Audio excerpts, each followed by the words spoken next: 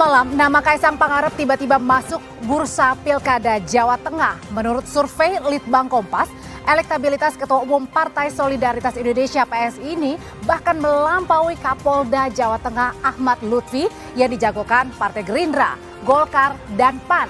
Tapi belakangan santer diberitakan jika putra bungsu Jokowi ini akan dipasangkan dengan Ahmad Lutfi. Manuver Kaisang ini menarik perhatian karena sebelumnya ia dikabarkan akan berlaga di Pilkada Jakarta. Namun belakangan justru malah bergeser ke Jawa Tengah yang notabene adalah kandang PDI Perjuangan. Apakah ini hanya kebetulan semata karena melihat peluang keterpilihan atau mungkin jangan-jangan masih terkait dengan hubungan panas antara Jokowi dan Ketua Umum PDI Perjuangan Megawati Soekarnoputri yang makin renggang. Kita akan membahasnya malam hari ini bersama sejumlah narasumber.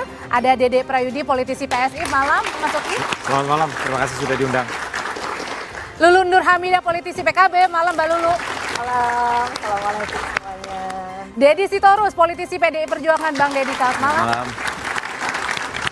Dan kita juga kehadiran melalui sambungan Zoom, Ahmad Doli Kurnia, politisi Partai Golkar. Bang Doli, malam Bang Doli. Dan juga ada panelis malam hari ini, Adi Praitno, Direktur Eksekutif Parameter Politik Indonesia. Malam, Mas Adi. Dan kita juga kehadiran dari teman-teman mahasiswa UIN Syarif Hidayatullah Jakarta, Universitas Indonesia, dan Universitas Budha Dharma. Saudara, inilah Dua Arah, saya Orde Chandra. Sekali lagi melalui sambungan telepon, saya mau menyapa ada Ahmad Doli Kurnia, politisi Partai Golkar. Bang Doli, selamat malam. Selamat malam. Assalamualaikum warahmatullahi wabarakatuh. Waalaikumsalam. Kalau gitu pertanyaan pertama langsung saya tertuju kepada Mas Uki. Mas Uki, jadi sebenarnya Ketua Umum Anda ini pilihnya Jawa Tengah atau Jakarta untuk pilkada?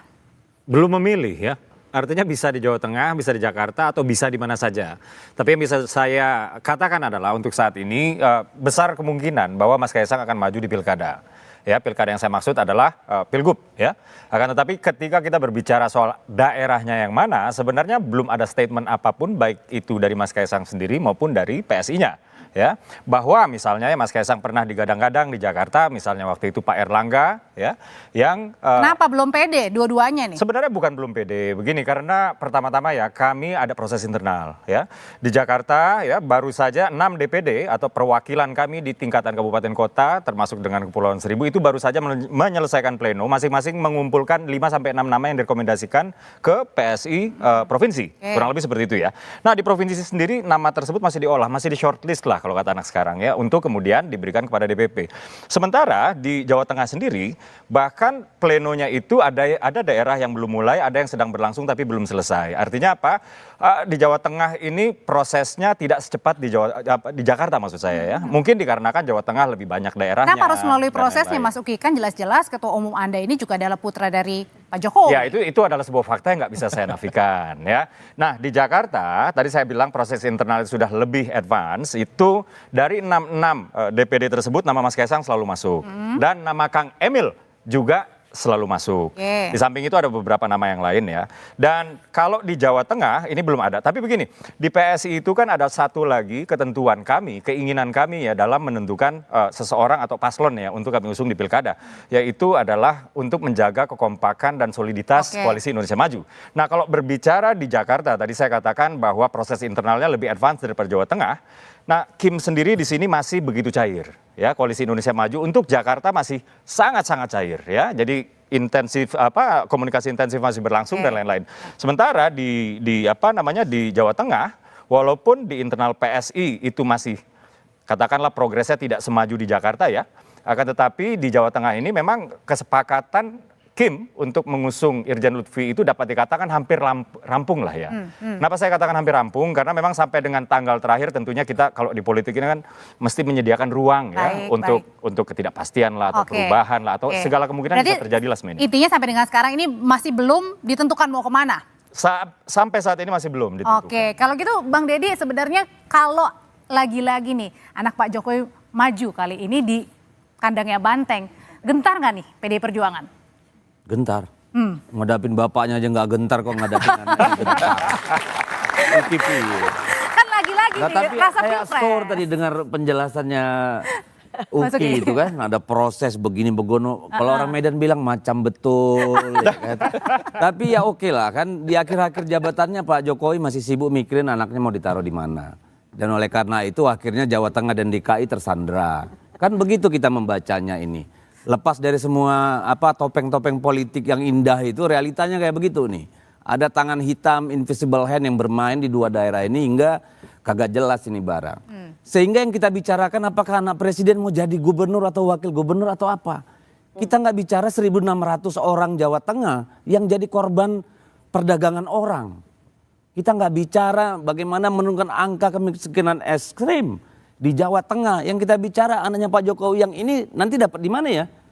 Gitu. Ini kan penurunan kualitas demokrasi kita kalau menurut saya. Apakah selama 10 tahun Pak Jokowi presiden banjir rob di Semarang nggak pernah kelar, nanti dengan Pak Gibran Pak Jokowi nggak presiden, lalu kalau nanti bisa dimenangkan Kaisang bisa diberesin nggak itu barang? Mari kita bicara soal rakyat lah, jangan soal anak presiden terus. Jadi nggak gentar? Ya Allah, gentar gitu udah dibilang. Nggak, soalnya, Gini ya, kalau saya melihat gini, ini pertarungan demokrasi, ya. Kan Pilpres kemarin membuka kualitas semua partai dan politisi kita kayak apa. Yang menjilat ludahnya sendiri, ya, yang menarik kata-katanya dari pembenci jadi penyembah. Ini kan di sini rakyat akan diberi kesempatan untuk menilai. Tapi kenapa? masalahnya, Karena ini menyangkut masa depan mereka sendiri. Mungkin kalau presiden kemarin tuh terlalu jauh. Tapi ini lebih pemimpin dekat ya? daerah nggak bisa main-main. Tapi masalahnya di survei contohnya di Litbang Kompas aja belum ada nih nama-nama dari kader PDI Perjuangan yang kemudian masuk dalam list untuk disurvei. Karena PDI Perjuangan tidak pernah bersandar pada orang per orang. Kita bersandar pada kolektivitas dan gotong royong. Jadi apalagi namanya survei sekarang. Mau dibikin siapa nomor berapa juga kan suka-suka hati asal kuat bayar kan gitu. Jadi kalau kita lihat Kompas itu 64% rakyat loh. Belum tahu siapa nih yang bakal jadi pemimpin. Kenapa? Karena elit-elitnya ini sibuk mikirin hasrat kekuasaan seseorang. Meskipun gitu loh. Mas Kaisang saat ini posisi teratas ya. Ya terserah. Tapi kalau Kaisang bisa jadi ketua umum PSI dalam 2 hari, kenapa nggak jadi gubernur Jateng? Apa yang nggak bisa? Oke, kalau gitu ke Bang Doli langsung deh. Bang Doli, ini kemudian kan dari partai Golkar, kemudian PAN, Gerindra, bahkan katanya PSI juga ini sebenarnya sudah menjagokan Pak Ahmad Lutfi ya. Kalau gitu sebenarnya Ahmad Lutfi Kaisang atau Kaisang Ahmad Lutfi nih di Jateng? Pimpah. Belum. Kita kan masih membuka semua kemungkinan ya. Jadi gini, Belumnya yang mana nih Bang? Ya belum, pasangannya belum. Tadi kan pertanyaannya mau pasangan dengan siapa kan. Nah kita kalau Golkar posisinya sampai sekarang sudah memberikan surat instruksi kepada Pak Ahmad Lutfi. Surat instruksi itu adalah dipergunakan untuk membangun komunikasi dengan partai-partai politik yang lain, ya terutama mungkin yang sudah terbangun dengan Koalisi Indonesia Maju, dan kemudian membicarakan kemungkinan siapa yang akan menjadi pasangan sebagai calon wakil gubernurnya, gitu. Nah itu positioning Golkar terhadap Pak Lutfi di Jawa Tengah. Nah kenapa belum? Ya karena kita memang judul besarnya selalu saya katakan. Kompetisi apapun, kompetisi politik ya, mau pilpres, mau pileg, apalagi pilkada ya, itu kan at the end semuanya mau menang. Jadi sebetulnya praktisnya kayak begitulah ya. Kita pada akhirnya ketika kita sudah mengeksersis masing-masing partai ya, tentu kan dimulai dengan kajian yang normatif. Bukannya salah satunya syarat untuk menang adalah juga memajukan putra dari Pak Jokowi? Ya nanti kita uji dan selalu kan kalau kita tadi saya terusin ya bahwa ketika kita ingin mencalonkan seseorang ya, kalau di pilkada ini kan memang lebih kuat ketokohannya ya, walaupun kita tidak bisa menafikan misalnya variabel kekuatan mesin partai dan segala macam konsolidasi dengan partai politik yang lain gitu. Nah ketokohan ini muncul kan ketika memang kita bisa melihat apakah orang yang kita dorong ini punya kebermanfaatan buat kemajuan, buat sesuatu yang baru. Jadi meragukan Mas Kaisang, Bang Doli, atau jangan-jangan Partai Gerindra dan Golkar ini? Atau jangan-jangan Partai Golkar dan Gerindra udah mulai berani nih untuk kemudian bermain sendiri nih? Belum selesai. Jadi maksudnya itu dulu. Nah baru kemudian orang-orang ini kan kita uji apakah mereka punya akseptabilitas, punya popularitas, kemudian popularitas dulu ya, baru akseptabilitas dan kemudian elektabilitas. Dan itu kan diuji dari survei. ujungnya apa? Ya, kita semua mendorong tokoh-tokoh kita ini supaya menang di dalam kontestasi pilkada. Nah ini yang sampai sekarang kita belum putuskan dan memang waktunya kan masih cukup, masih ada 30-an lagi, Oke. masih banyak dinamika yang mungkin terjadi gitu. Nah ini yang situasinya seperti itu.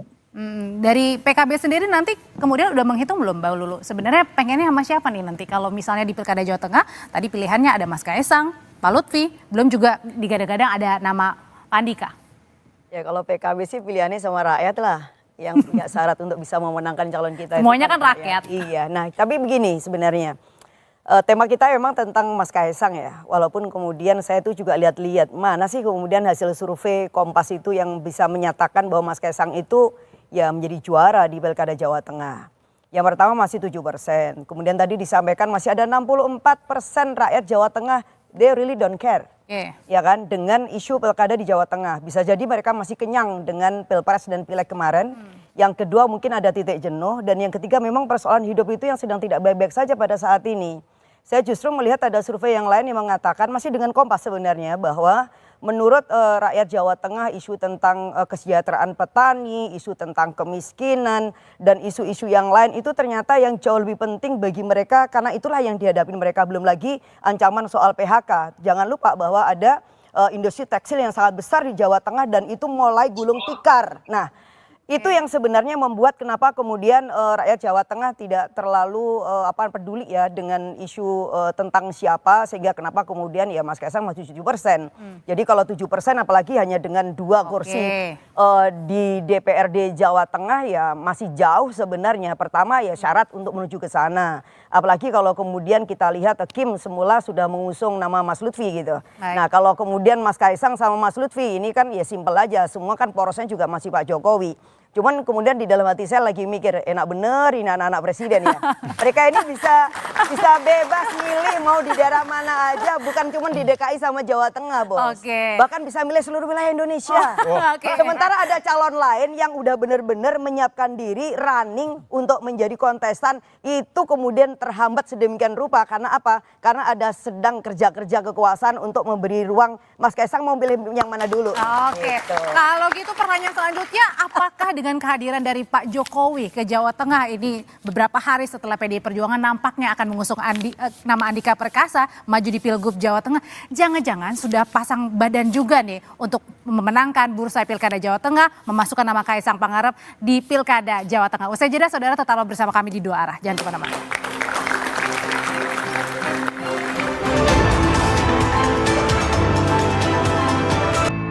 Dengan tidak ada foto, tidak ada baliho, tidak ada billboard, alhamdulillah saya nomor 1. Peluang menang, alhamdulillah sangat besar di Jawa Tengah. Saudara, Anda masih menyaksikan Dua Arah. Jadi Mas Adi, pertanyaan berikutnya adalah kenapa sih tiba-tiba isu Mas Kaesang bergerak di Pilkada Jakarta justru berubah ke Jawa Tengah? Ada apa ini? Saya kira ini bagian dari uji kekuatan politik yang sesungguhnya. Kalau saya tidak heran kalau Kaesang itu dikaitkan dengan sejumlah wilayah. Dulu kan ingin jadi wali kota Depok. Billboardnya sudah muncul di mana-mana. Setelah itu dikaitkan dengan kota Bekasi. Setelah itu dikaitkan dengan Jakarta. Setelah ini kemudian Jawa Tengah. Jangan-jangan besok-besok nanti akan tuker dengan Sumut gitu ya. Saya nggak tahu. Yang jelas ini soal kemungkinan bagaimana Kaesang ini akan maju dalam pertandingan. Kalau ke Jawa Tengah itu kan variabelnya 2. Pertama, tidak ada petahana. Beda dengan Jakarta, beda dengan Jawa Barat yang saya kira di situ petahana cukup luar biasa kuat termasuk di Jawa Timur. Relatif pertandingan di Jawa Tengah itu dihitung kalkulasi politiknya agak rata. Nah yang kedua mungkin ini di-guidance oleh survei. Termasuk misalnya survei Kompas yang kemudian membuat Kaesang relatif unggul dibandingkan dengan yang lain. Tapi saya bicara tentang Pilkada Jawa Tengah. Per hari ini itu mirip dengan Pilkada 2013. Saat itu PDIP bukan penguasa, mengusung Ganjar Pranowo yang sangat underdog, elektabilitasnya paling rendah, melawan Bibit Waluyo tapi menang dia. Per hari ini Kaesang kuat, Lutfi kuat, bukan tidak mungkin jagoan Bang Deddy yang baru akan dimunculkan ini dianggap underdog, tapi ini kandang banteng berdasarkan kolektif kolegial. Kaesang, Lutfi dan yang lain dari Kim yang kuat, ini bisa terjungkal juga. Ini kan tinggal uji siapa yang sebenarnya akan memenangkan pertarungan di Jawa Tengah. Berarti konsolidasi dan kerja politik lah yang akan mengukur segala-galanya. Berarti lagi-lagi di Pilkada Jawa Tengah jangan-jangan ini akibat juga karena memanasnya hubungan Pak Jokowi dan Bu Mega kan kembali terjadi nih panasnya di Jawa Pasti. Tengah. Kenapa? Biasanya panas itu bisa kalau dekat, Mbak. Jadi membeku kali, Mbak. Lebih cocok.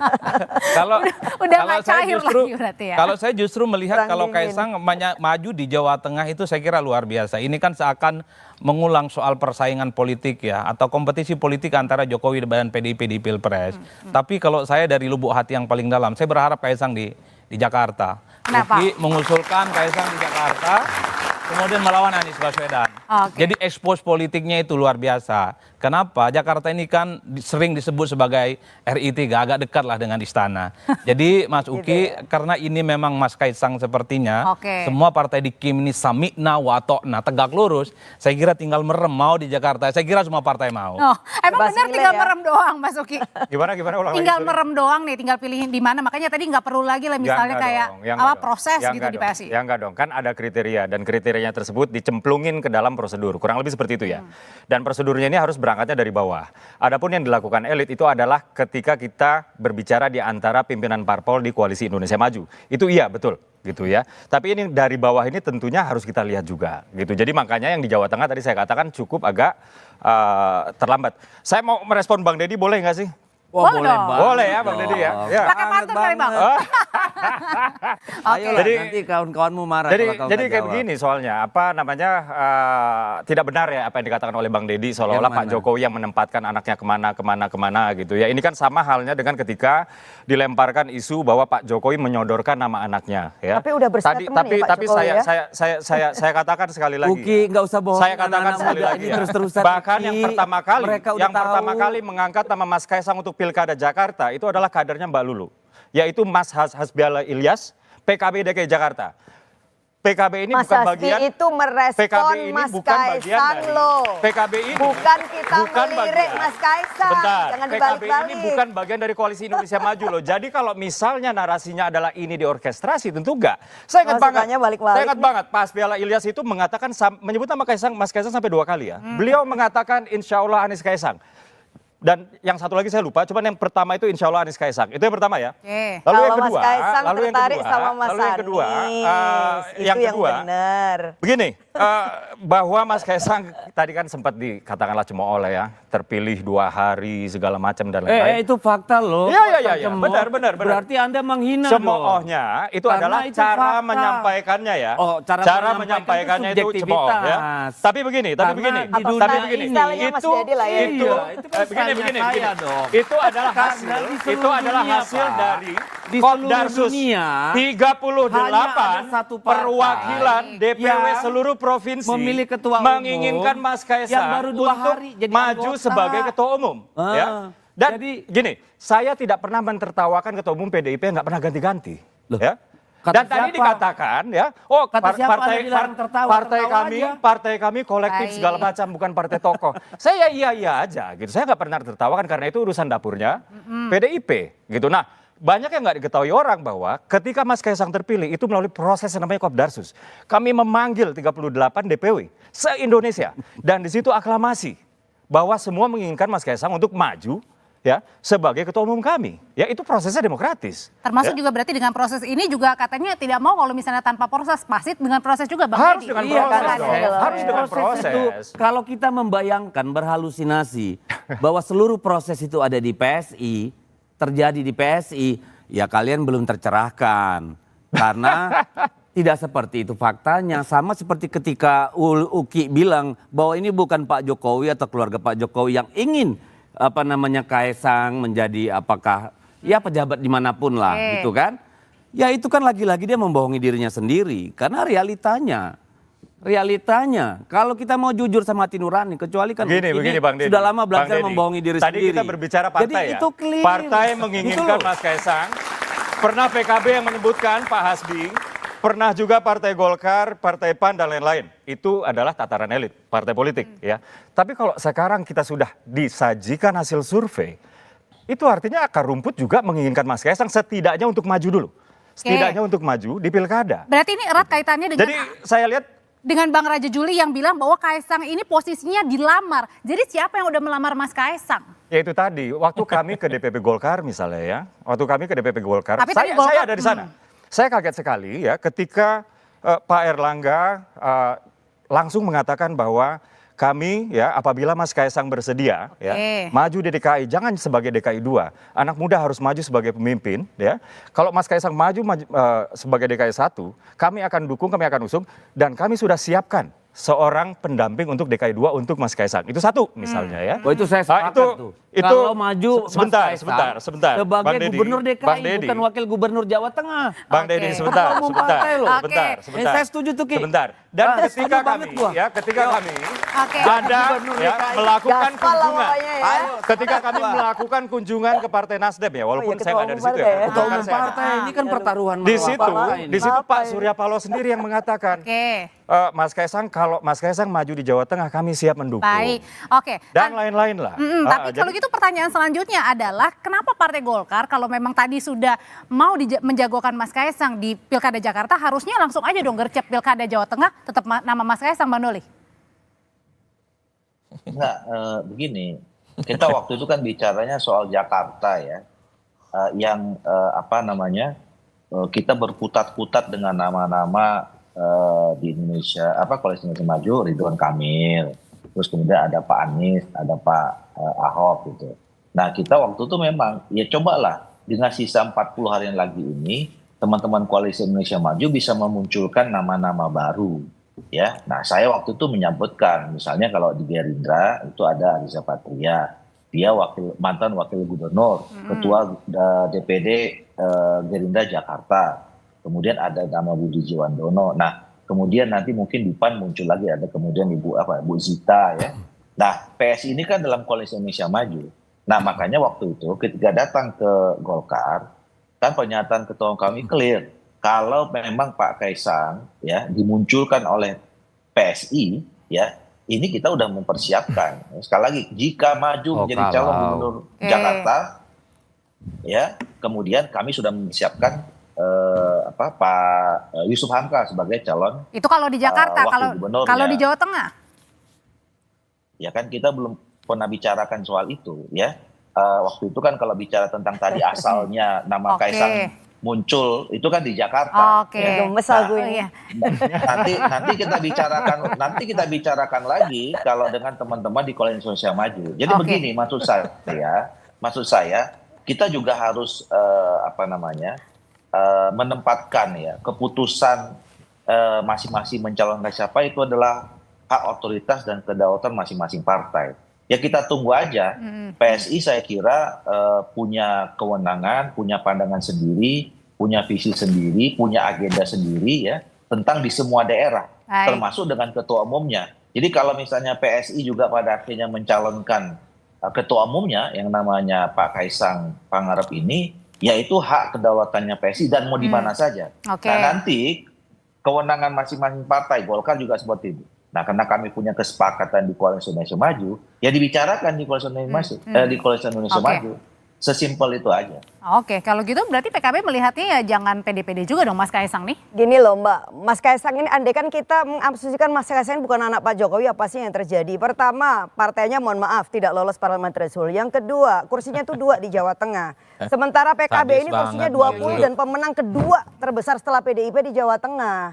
Sehingga menurut saya secara sosiologis ya PKB, PDIP itu paling berhak untuk kemudian kita bicara tentang masa depan Jawa Tengah. Oke. Ya. Itu paling masuk akal. Maka kalau bagi kami sendiri ya, apalagi kemudian kita kembalilah kepada surveinya Kompas bahwa secara sosiologis, bahasa sosial politik di Jawa Tengah itu masih ditentukan oleh 2 dominasi. Yang pertama adalah Abangan dan itu direpresentasikan oleh antara lain partai PDIP dan sekarang terbukti karena menjadi pemenang. Dan yang kedua adalah politik santri. Itu nggak bisa lagi kita lawan bahwa kekuatan politik santri di Jawa Tengah ya tetap PKB gitu. Jadi kalau kita mau menggabungkan 2 kekuatan ini menurut saya itu akan menjadi kekuatan yang sangat besar dan Jawa Tengah pastilah harus merepresentasikan 2 kepentingan dan kekuatan itu. Kelompok Abangan kemudian juga kelompok santri. Oke. Nah, Mas Kaisang akan menempatkan dirinya ada di mana? Oke. Kalau gitu pertanyaannya jangan-jangan. Saya mau komentar, Wadre.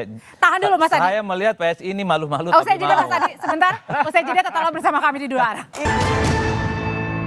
Karena orang akan melihat Kaisang ini lebih sebagai putra Presiden Jokowi dibandingkan Ketua Umum PSI kan gitu. Karena dari sisi popularitas, tentu popularitas Pak Jokowi saya kira selalu bisa dikaitkan dengan sosok Kaisang. Jokowi efek itu bukan sekedar efek Jokowi ya terkait dengan pengaruh elektoral Jokowi, kemudian juga bisa kemudian mempengaruhi potensi meningkatkan elektabilitas Kaisang saja, bukan hanya itu. Tetapi kalau kita lihat lebih dari itu sebenarnya Cindy ya. Yaitu apa? Misalnya para simpatisan, relawan, pendukung Jokowi itu kan besar sekali. Dan itu bisa menjadi mesin politik yang sangat efektif juga ya bagi Kaisang. Anda masih bersama kami di Dua Arah. Kalau gitu Mas Adi, untuk melawan Jokowi's effect di Pilkada Jawa Tengah, PDIP, PKB harus bergabung untuk mengusung. Ya, saya kira pertama memang harus diakui Jawa Tengah itu kandang banteng. Kan tinggal diuji nanti apakah di Pilkada di 2024 kandang banteng ini akan direbut oleh UKI atau tidak. Nah, yang menarik sih sebenarnya PDIP ini kan sama PKB merupakan partai politik yang di Pileg kemarin ini kan kuat. Jadi kalau bergabung sebenarnya cukup luar biasa. Mbak Lulu itu sudah kasih kode-kode keras. Ini PDIP dan PKB sangat Keras mungkin. banget. Misalnya nih Andika Perkasa Lulu itu kan keren juga di Jawa mantap, Tengah. yes. Atau misalnya dikaitkan dengan Jakarta juga oke nih Mbak Lulu ini kan. Jangan yang lain terus disebutkan. Mbak Lulu saya kira available untuk maju dimanapun. Ya mirip-mirip lah dengan Kaisang. Mirip Jakarta Kaisang, oke, ya. Jawa Tengah juga oke. Tapi secara prinsip begini, kalau membaca surveinya Litbang Kompas ya kemarin, saya kira kan memang Jokowi effect kan sudah mulai berkurang, berganti dengan Prabowo effect. Ya. Nah saya khawatir nanti setelah pelantikan 20 Oktober, PDIP ngomong sama Prabowo, nih jangan-jangan bagi kapling dan bagi wilayah aja nanti soal siapa yang harus dimenangkan di pertarungan. Karena elit di negara ini saling mengunci dan saling berkomunikasi sama yang lain. Audrey satu hal, pernyataan Bang Doli itu saya kira luar biasa. Jadi PSI mestinya sudah harus ngomong kemauannya apa. Kaisang mau maju atau tidak di Jakarta atau Jawa Tengah atau di tempat yang lain. Jangan sampai orang lain berspekulasi dan mereka kesulitan untuk memutuskan bagaimana langkah politik mereka. Kenapa kesulitan? Apapun judulnya, Mas Kaisang ini anak presiden, udah itu aja Mbak. Jadi orang-orang ada yang di Kim ini So, sampai kalau hari anak ini presiden pun kenapa ya? Kenapa? Kita udah pernah punya presiden begitu banyak, nggak pernah sepusing ini gitu loh. Hanya karena anak presiden. Kenapa kata ini Kaisang anak presiden? Menjadi sesuatu yang sangat mengganggu nalar saya gitu. Nah, itu UKI yang sebenarnya bisa menjawab itu, Karena Bang. kita sudah punya presiden sampai 7. Belum pernah saya mendengar ada orang bilang karena dia anak presiden. Itu kutukan bagi kita itu kalau menurut saya. Gak boleh itu. Karena Pak Jokowi juga Nggak sudah pernah boleh ditanya dong. sama wartawan, ini Mas Kaisang mau maju mana, Nggak, Jakarta atau This is Pilkada not Jawa right. Tengah? This is not right. Begini, Ketika Mbak kita Audrey. bicara orang karena Sebe- bapaknya punya kuasa, kita Begini, sedang begini. mengalami kemunduran. Begini, Ya saya memang- selesaikan dulu, Bung. Ini bahaya buat kita. Dan kalau orang seperti Uki ini nggak peduli keadaan kayak begini, Uki kamu mundur deh dari partai. Orang Waduh. muda ya. Orang Kualitas muda muda ya. karena kita berharap orang-orang kayak Uki ini. Waduh. Dulu kita bersama menganggap mereka saudara kecil. Kita berharap anak-anak muda ini penuh dengan jiwa yang murni gitu loh. Dan waktu itu Mas Kaisang juga dirangkul sama Mbak Puan juga Ya. kan bertemu? Jadi saya kaget tadi Bung Adi bilang, nih cepat-cepat lah karena bagaimanapun anak presiden. So kalau anak presiden kenapa? Apa bedanya dengan kita orang biasa? Anak Presiden Jokowi itu kata kuncinya. Nah, saya sangat terganggu itu. Begini ya. Karena anak Gantian ya, Presiden boleh ya? Gus Dur tidak ada Boleh ya? yang Gantian, Mas. Boleh ya? Memang Sekarang boleh. Memang fenomena Pak Jokowi ini memang luar biasa ya. Artinya biasanya begini. Seorang presiden di periode terakhir, di tahun terakhirnya periode terakhir, itu approval rate-nya itu biasanya merosot. Ya, merosot. Saya ingat sekali dengan segala hormat kepada Pak SBY, saya lihat waktu itu ya tahun 2013, approval rate Pak SBY 14%, 17%, sekitar belasan persen. Ya, Pak Jokowi di tahun terakhir, periode terakhirnya, itu elektabilitasnya 75 sampai dengan 80-an persen. Artinya? Ya, artinya apa? Artinya begini, maka approval rate yang tinggi ini, maka menjadi sesuatu Uki yang tahu kewajaran. nggak? Uki Sesuatu tahu yang nggak kalau kewajaran. di DKI, Sesuatu yang approval kewajaran. rating Pak Begini Jokowi dong, saya kalah dengan Pak gantian Ahok. dong Bung, Kalah gantian dengan dong Pak Ahok Bung. dong. Gimana? Itu kalah dengan Pak Ahok. Katanya Bayangin. demokrasi. Loh, tadi kan Kata sudah. demokrasi. Sebentar Tadi dong, Anda sebentar bilang, dong. Belum ya. selesai saya, belum selesai. Nah, saya mau nyampaikan saya fakta belum buat selesai, Anda saya belum selesai. bahwa di DKI begini. approval Maka rating Pak wajar, Jokowi maka wajar kalah dengan Pak Ahok. politisi yang terkait dengan atau yang memiliki asosiasi politik dengan Pak Jokowi itu mendapatkan suntikan elektoral. ya. Bang Deddy ini kan bicara kayak gini karena PDP dan Pak Jokowi pecah kongsi aja. Kalau nggak pecah kongsi Anda nggak seperti bicara ini approval ngomongnya. rating, Gitu tapi ya. approval Oke, rating PSI yang sudah dan pasang itu adalah gambar Pak sebuah Jokowi. kewajaran. Oke. Itu adalah Itu sebuah nggak bisa masuk kewajaran. parlemen. Itu adalah Sudah sebuah kewajaran. langsung endorsement-nya pakai Pak Jokowi. Akan tetapi kita Sekarang sama-sama ke tahu orang ya. Akan tetapi kita ditarik-tarik. sama-sama tahu bahwa Waduh. suntikan elektoral dari Pak Jokowi aja itu tentu nggak cukup. Harus ada kerja-kerja elektoral yang lain gitu ya. Tapi saya paham ya sekarang bahwa mereka-mereka yang berada di luar Kim yang ingin ya berkontestasi dengan Kim, ini memang cara satu-satunya, berkontestasi cara dengan Kim. satu-satunya Pak, negara ini terdiri dari banyak partai, ya, bukan mengalahkan Kim Kim. di kontestasi Anda pilkada bicara ya. seolah-olah Itu adalah Kim ini pertama-tama itu sesuatu ya yang luar menjatuhkan Padahal pamornya Anda Pak masuk Jokowi parlemen dulu aja ya. enggak. Anda bawa nama Kim seolah-olah Anda itu berarti. Anda bukan siapa-siapa, Oke. PSI masuk parlemen juga kagak. Arogan Padahal sekali, sudah bawa. arogan Oke. Anda sekali. arogan bawa Kim. Wah, arogan seolah-olah kami sekali. mau berkonsentrasi dengan Kim. Arogan Padahal sekali Anda. fakta Ya, Anda siap. nggak masuk parlemen. Oh iya siap.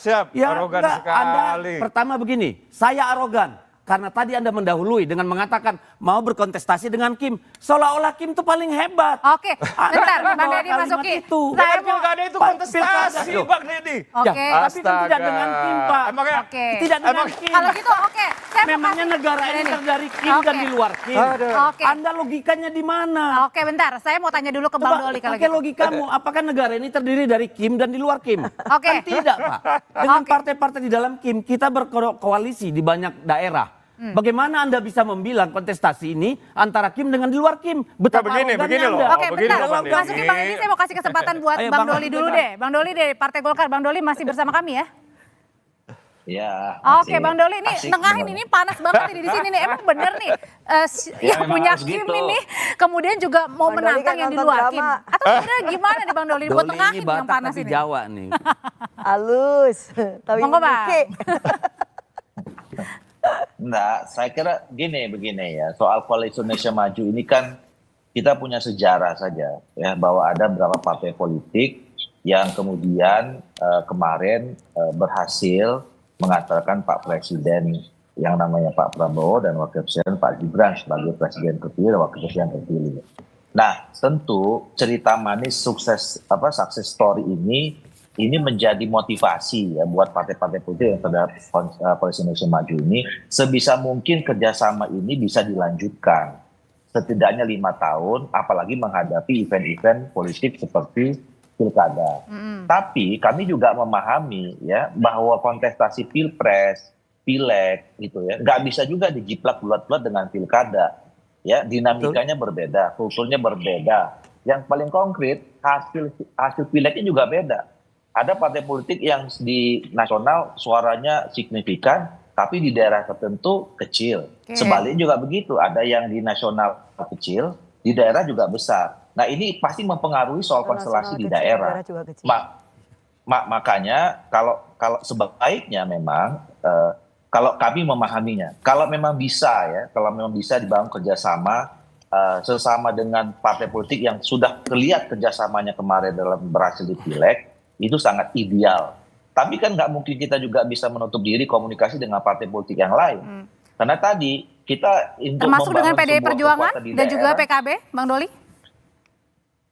Loh, ya iya, karena faktanya memang harus begitu. Kalau nggak bisa, misalnya dengan teman-teman itu nggak mungkin di satu daerah kami nggak bisa ikut mencalonkan kader kami atau tidak bisa ikut berkontestasi di daerah itu gitu loh. Ya kita lihat aja lah sekarang misalnya, toh juga dengan teman Koalisi Indonesia Maju terakhir misalnya soal Banten ya, baik-baik aja tuh saya dengan teman-teman Gerindra bagus-bagus saja. Kemarin juga Pak Kaisang di Pasdan saat Golkar dengan terbuka mengatakan mohon maaf kami di Banten berbeda, kami dukung koalisi ini. Ya buat kita nggak ada masalah. Nah kemudian dengan begitu kami juga kan pasti membuka komunikasi dengan partai politik yang lain. Jadi itu suatu hal yang biasa dan Indonesia ini sudah melakukan pilkada udah berapa kali ya, sudah sekian kali. Jadi kita sudah terbiasa juga bersama-sama dengan partai A di kontestasi di daerah ini. Juga sudah terbiasa juga tidak bersama-sama di daerah yang lain. Gitu. Itu udah biasa aja. Oke.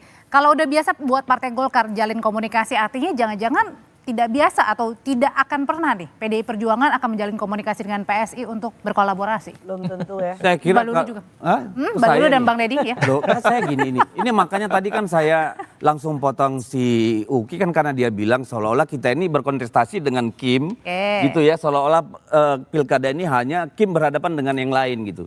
Itu kan yang saya bantah. Faktanya membangun negara ini kan nggak bisa main kubu-kubuan, Mbak. Bangun negara ini kan nggak bisa, ya udahlah kita udah menang presiden kita kuasai sampai ke bawah. Nggak semudah itu. Sejarah kita sudah cukup panjang. Tadi Bung Doli sudah bilang kita ini pilkada udah berkali-kali gitu loh. Jadi nggak usahlah dibawa-bawa ke bawah. Saya kira mau dengan PSI, mau dengan siapa kita bisa kerjasama, komunikasi. Yang nggak bisa itu adalah membuat barrier. Udah kami nih Kim, lu di luar kira-kira gitu. Itu kan mindset yang salah kalau menurut saya. Itu tadi yang saya bantah dari si Uki. Jadi Pemahamannya dengan Bang siapapun Deddy yang kita, salah, Bang. loh Anda kan bilang Pemahamannya yang Baik. salah. Pemahamannya yang salah. ya kalau saya salah saya minta maaf Iya. lah. Anda Oh, terlalu ya, siap. pintar untuk dipahami. Siap, Ya. siap. Karena Anda terlalu Oke. pintar untuk dipahami, saya Oke. salah. Pemahamannya yang Oke, Jadi tapi yang jelas saya mau bilang beginilah. Ini kita kenapa sih ribut-ribut kembali jadinya mundur. Kenapa? Kita ribut tentang orang. Tentang siapa? Kapan sih kita bicara Jatengnya, DKI-nya apa sih? Oke. Tapi Gitu loh. perasaan dari tadi gak ada yang bicara tentang Jawa Tengah. Nah itu Saya makanya. itu cuma dia. nunggu-nunggu aja Nah, ini kan semuanya dari ya Jawa Kaisang, Tengah Pak cerita. Jokowi, Kim. Lah terus lalu Jawa Tengahnya di mana? Nah. Rakyat Jawa Tengah di mana? Saya tadi udah bilang ya kan. Tahan Hari dulu Mbak Lulu, ini tahan dulu Mbak Lulu. Problem Jawa Tengah itu luar biasa. Oke, problemnya apa saja usai jeda nanti dijawab oleh Mbak nah Lulu. itu baru.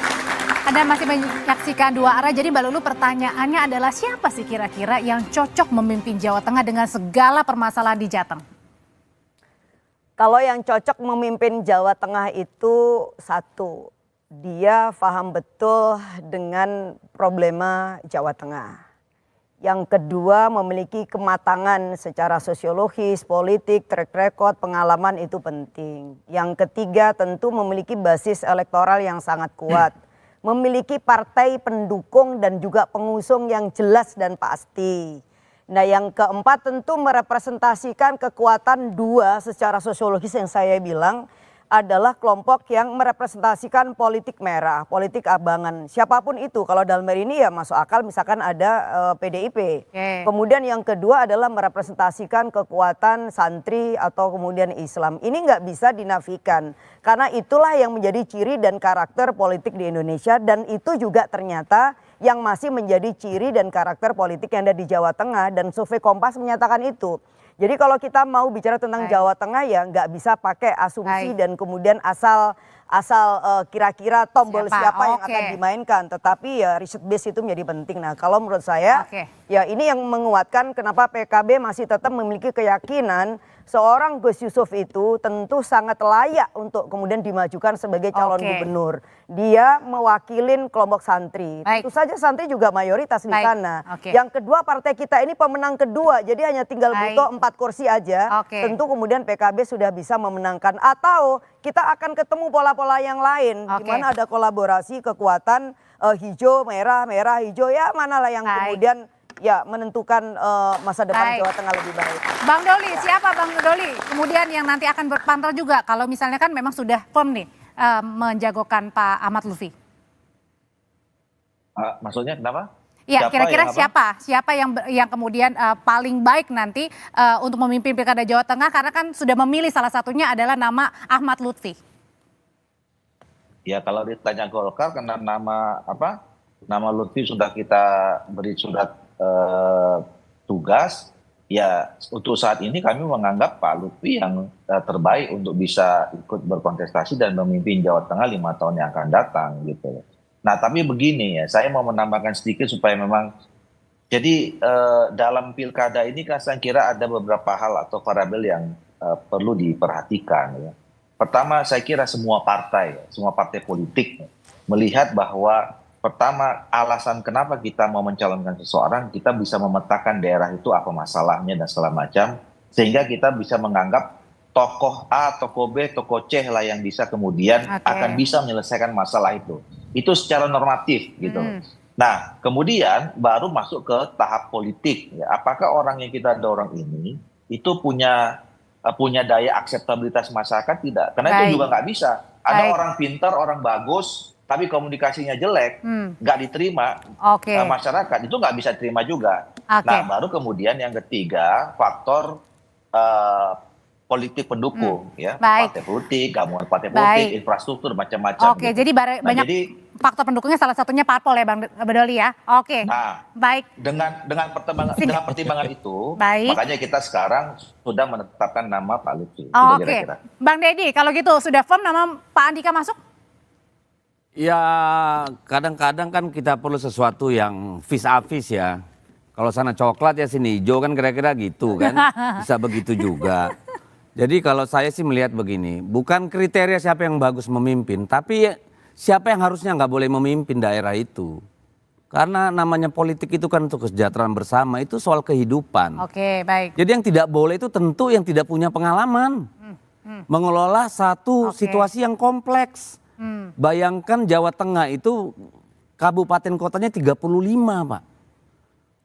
Jadi Oke. mengelola 35 Oke. daerah kayak begitu dengan jumlah penduduk yang sangat besar, dengan pengetahuan bahwa secara sosiologis tadi, Baik. historis, kultural sangat dinamis dan katakanlah Baik. sangat dinamis di Jawa Tengah ini, tentu kita tidak boleh jadikan ini tempat coba-coba.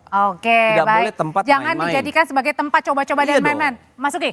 Ya, saya pikir mengatakan tidak boleh ya, seseorang tidak boleh di sebuah iklim demokrasi di mana di sana rakyatlah yang pada akhirnya memilih, apalagi kata tidak boleh itu keluar dari seorang elit, saya pikir itu adalah sebuah arogansi ya. Tapi begini, buat saya sih ya, Saya bicara kriteria bukan orang. ketika Oke, anak muda, sudah habis nih. ketika Kita anak kulik muda down itu dulu, diremehkan, Bapak-Bapak. ini udah hal yang biasa kok. Kami Oke. teringat ya, Cabut dulu kata-kata ketika Mas meroganti. Gibran Oke, ini diremehkan, sudah berada di Saya menyatakan dikira cupu, kriteria. taunya suhu. Bukan Itu udah orang. biasa anak Oke, muda baik. digituin. Saya menyatakan Ya. kriteria bukan orang. Oke, Bang Deddy, Mas Uki, Mbak Lulu, Mas Adi, Bang Doli, terima kasih. Saudara, berlaga di pilkada adalah hak setiap warga negara, mau di Jawa Tengah atau di Jakarta atau dimanapun ya, selama memenuhi syarat dan ketentuan yang sudah diatur dan ditetapkan dalam undang-undang. Demikian juga dengan Kaisang. Putra bungsu Presiden Jokowi ini juga bisa ikut kontestasi karena sudah tidak ada aturan yang melarang setelah Mahkamah Agung mengubah batas usia calon kepala daerah. Kita cuma bisa berharap pilkada berjalan dengan adil, jujur, transparan, dan tanpa ada tekanan. Juga menjunjung tinggi nilai demokrasi, tak ada intervensi dan intimidasi. Meski salah satu kandidatnya adalah anak Presiden Joko Widodo. Demikian dua arah malam hari ini. Saya Aude Chandra, terima kasih. Selamat malam. Mas Uki, selamat malam.